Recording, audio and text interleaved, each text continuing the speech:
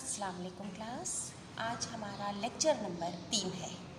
اس سے پہلے میں نے جو لیکچر نمبر 2 میں آپ کو پڑھایا وہ گرامر کے متعلق تھا، جس میں ہم نے مذکر مؤنث اور مؤنث مذکر کے متعلق پڑھا، اور مجھے امید ہے کہ وہ تمام کام آپ کو بہت ہی اچھے طریقے سے سمجھ آیا ہوگا. آج ہم گرامر سے ہٹ کر کچھ الگ پڑھیں گے. جی ہاں، آج ہم نظم پڑھیں گے. بچوں، آج سے پہلے یعنی کہ آپ نے نرسری میں، پریپ میں، 1 میں بے شمار نظمیں پڑھی ہوں گی اور مختلف قسم کے موضوعات پر پڑھی ہوں گی. کبھی آپ نے بارش کے متعلق پڑھا ہوگا، کبھی بادلوں کے متعلق پڑھا ہوگا، کبھی گڑیا کے متعلق پڑھا ہوگا. اس قسم کی بے شمار نظمیں آپ پڑھ چکے ہیں، اور ظاہری بات ہے آپ نے اس پر مختلف انداز سے اس کو دیکھا بھی ہوگا، ان کی ویڈیوز بھی دیکھی ہوں گی. اسی طرح آج ہم جو نظم پڑھیں گے وہ ہے حمد. جی ہاں، حمد بھی ایک نظم ہے. کیسی نظم ہے؟ یہ ایک ایسی نظم ہے کہ جس میں آپ اللہ تعالیٰ کی تعریف بیان کرتے ہیں. اللہ تعالیٰ کی تعریف کیسے بیان کی جاتی ہے بچوں؟ اللہ تعالیٰ کی تعریف نہایت ہی خوبصورت الفاظ میں بیان کی جاتی ہے. لکھنے والا یعنی شاعر بہت ہی خوبصورت الفاظ اللہ تعالیٰ کی تعریف کے لیے اپنی نظم میں بیان کرتا ہے. کیوں بیان کرتا ہے بیٹا؟ یہ بات آپ سب اچھی طرح جانتے ہیں اور آپ پچھلی کلاسز میں بھی پڑھ چکے ہیں کہ یہ کائنات اور اس کائنات میں پائی جانے والی تمام چیزیں اللہ تعالیٰ نے بنائی ہے. آج ہم اس لیکچر نمبر 3 میں یہی کچھ پڑھیں گے، اور اس کو نہایت واضح انداز میں آپ کو بیان کرنے کی کوشش کروں گی. وہ کیسے بیٹا؟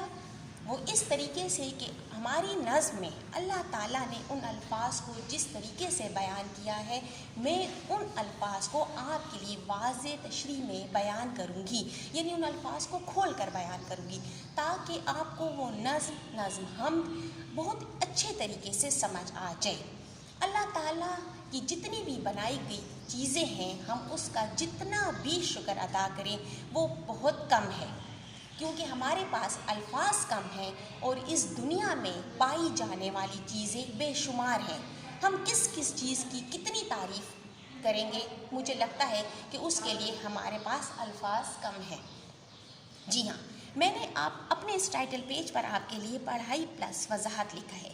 پڑھائی ظاہری بات ہے، میں آپ کو یہ نظم پڑھاؤں گی بھی اور وضاحت بھی کروں گی، تاکہ آپ کو اچھی طریقے سے سمجھ آ جائے، آپ کو پڑھنے میں کسی قسم کی دشواری کا سامنا نہ کرنا پڑے.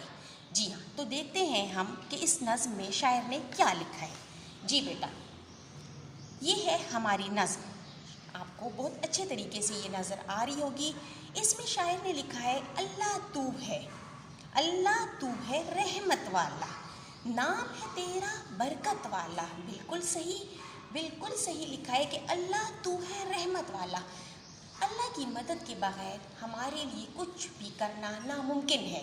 یہ اللہ تعالیٰ کی رحمت ہی ہے اس دنیا پر کہ اس نے بے شمار چیزوں سے اپنی اس دنیا کو سجایا ہے، اور واقعی اس میں کوئی شک کی گنجائش نہیں ہے. نام ہے تیرا برکت والا، یعنی ہم نے اپنے رب کو جب پکارا ہے، اس نے ہماری ذات پر برکتوں کی بارش کی ہے.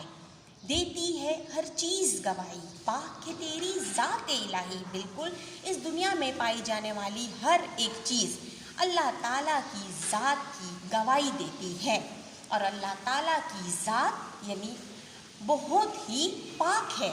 ہم جب اس کو پکارتے ہیں وہ ہماری مدد کے لیے آتا ہے. تو ہی مالک تو ہی رب ہے، مولا تیری شان عجب ہے. بالکل ہمارا مالک کون ہے؟ صرف اور صرف اللہ ہے، وہی رب ہے، وہی خدا ہے. اور مولا تیری شان عجب ہے، اس میں کوئی شک نہیں کہ وہ عجیب شان کا مالک ہے.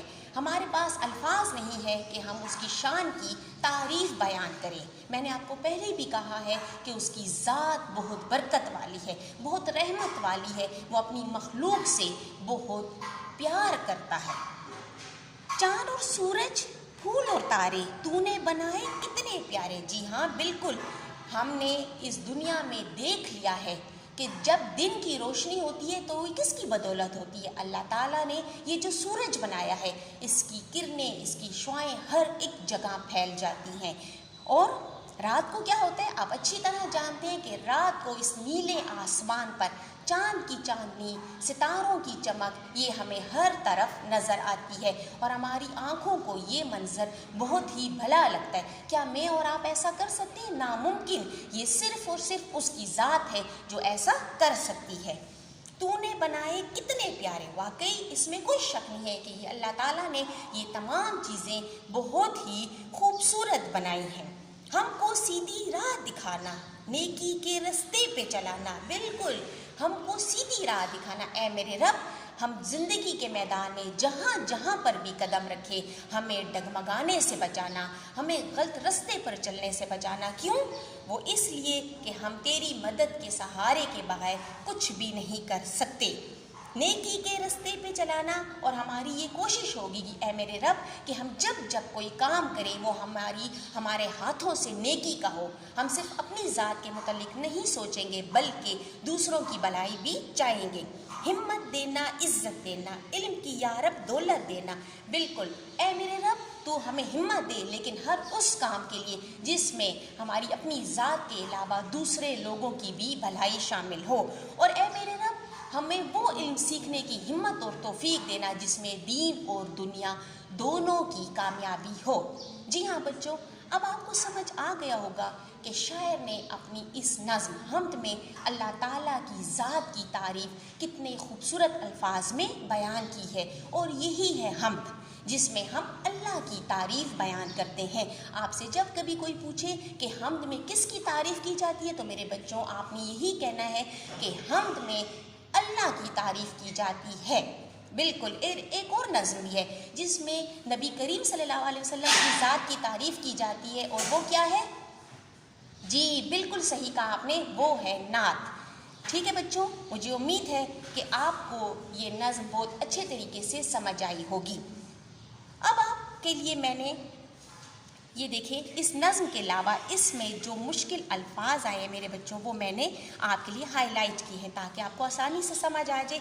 میرا پہلا لفظ ہے برکت۔ جی ہاں، نعمت کا زیادہ ہو جانا۔ اس کائنات میں اللہ تعالیٰ کی بے شمار نعمتیں ہیں، اسی لیے ہم ان کو برکت بھی کہتے ہیں۔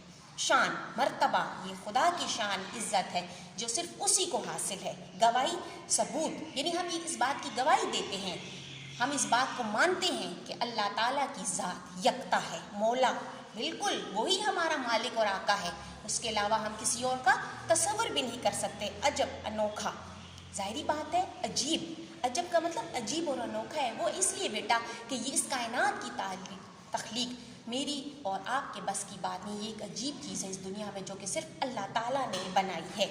رب، پالنے والا، مجھے آپ کو اس کائنات کی ہر ایک چیز کو پالنے والا صرف اور صرف اللہ تعالیٰ ہے۔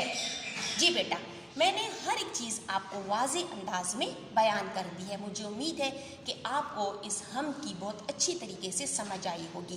جہاں تک بات ہے بیٹا اس حمد کے کام کی، تو میرے بچوں میں نے آپ کے لیے کاپی پر یہ ہوم ورک کا پیج ریڈی کیا ہے، آپ ذرا ایک نظر اس کو دیکھیں میرے بیٹے۔ یہ جی ہاں، پچھلا ہوم ورک بھی آپ کو یاد ہوگا کہ میں نے کس طریقے سے آپ سے ریڈی کروایا تھا۔ آج کا ہوم ورک اس طریقے سے ہے میرے بچوں کہ سب سے اوپر آپ لکھیں گے گھر کا کام، کیونکہ گھر کا کام ہے۔ اس کے بعد آپ سوال لکھیں گے اللہ تعالیٰ کی بنائی ہوئی کوئی سی 5 چیزوں کے نام لکھیں۔ میں نے بے شمار چیزوں کا ذکر کیا ہے، آپ نے یہ کوسچن لکھ کر اس کو ڈبل انڈر لائن کرنے جس طریقے سے میں نے کیا یہ آپ دیکھ سکتے ہیں۔ اس کے بعد 1 لائن اسکپ کر کے میرے بچوں جیم لکھیں گے یعنی جواب، اور اللہ تعالیٰ کی بنائی ہوئی چیزیں، اس چیز کی آپ ہیڈنگ دیں گے۔ بالکل آپ کسی بڑے کی مدد لیں گے، اس کو بھی آپ ڈبل انڈر لائن کریں گے، پھر 1 لائن اسکپ کریں گے اور نمبرنگ کریں گے اردو نمبرز میں، ٹھیک ہے میرے بیٹے، کیونکہ یہ اردو کا کام ہے۔ 1 2 3 4 اینڈ 5، ہر ایک نمبر کے بعد آپ ایک لائن اسکپ کریں گے اور اللہ تعالیٰ کی کوئی سی بھی 5 چیزوں کا یہاں پر آپ لکھیں گے اپنی مرضی سے، ضروری نہیں کہ جن کا نام میں نے لیا ہے آپ وہی لکھیں۔ امید ہے آپ کو میرا آج کا یہ لیکچر سمجھ آ گیا ہوگا۔ یہ تھی ہماری نظم حمد جس کے متعلق میں نے آپ کو سمجھانے کی کوشش کی۔ بہت شکریہ۔